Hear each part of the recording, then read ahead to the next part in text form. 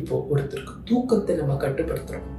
மனிதர்களுக்கு ஓய்வு தேவை, மனசுக்கும் உடலுக்கும் ஓய்வு தேவை. அப்போ இத்தனை மணி நேரம் நீங்க தூங்கணும்னு சொல்றாங்க. அந்த நேரத்தை நீங்க தூங்கலைன்னா ஒரு நோய் உற்பத்தி.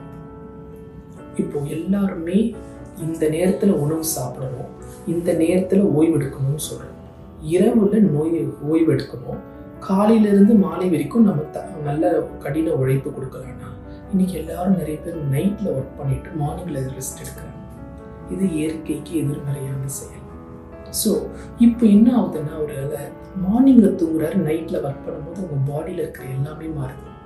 டைஜஸ்டிவ் சிஸ்டம் மாறுது. அவங்களுடைய பாடி நேச்சர்லேருந்து டிவியேட் ஆகுது.